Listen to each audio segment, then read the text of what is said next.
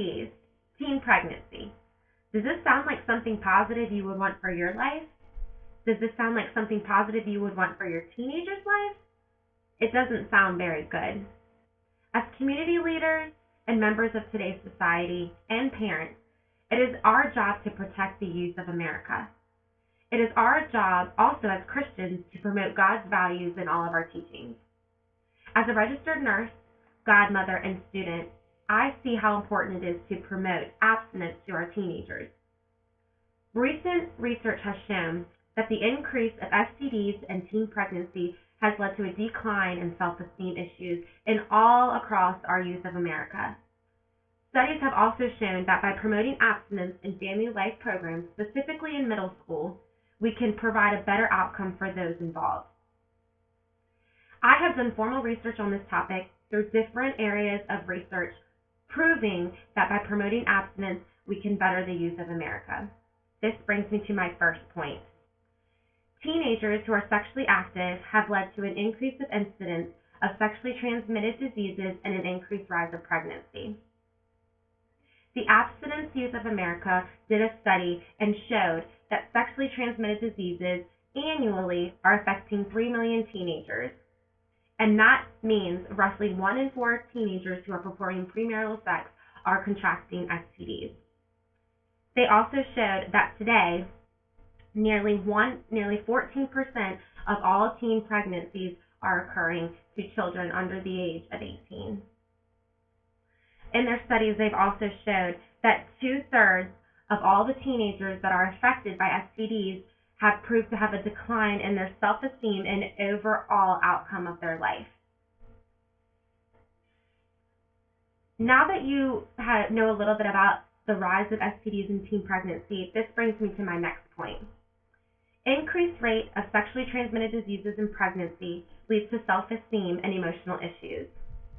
Research has shown that sexually active teenagers associate with psychological and emotional well-being decline and a lower academic achievement.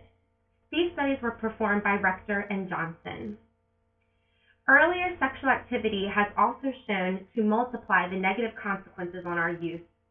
Research shows that young people who become sexually active are not only vulnerable to STDs, but are also likely to have emotional and psychological issues, which includes bringing issues into their marriage after they perform premarital sex.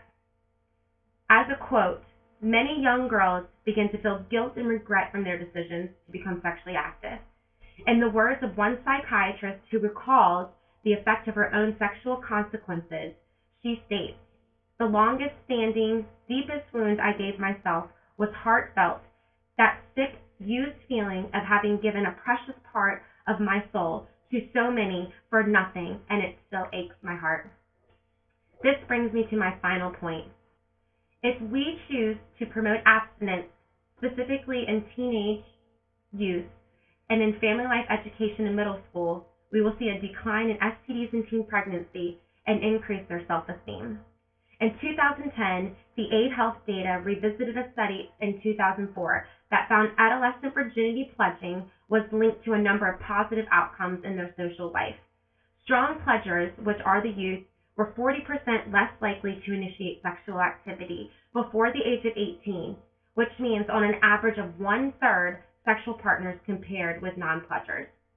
There was also a study performed in New York City. A middle school showed that students who participated in the program were 3.5 times more likely to delay sexual activity and reported fewer sexual partners 1 year after receiving the pledge of abstinence to their family life program.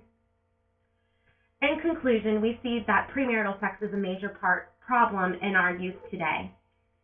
It is our job as a community to join together to change the laws and promote abstinence within our youth. As the community leaders, we ask you today to rethink your decisions and to help us join together to change the laws to promote abstinence throughout family life.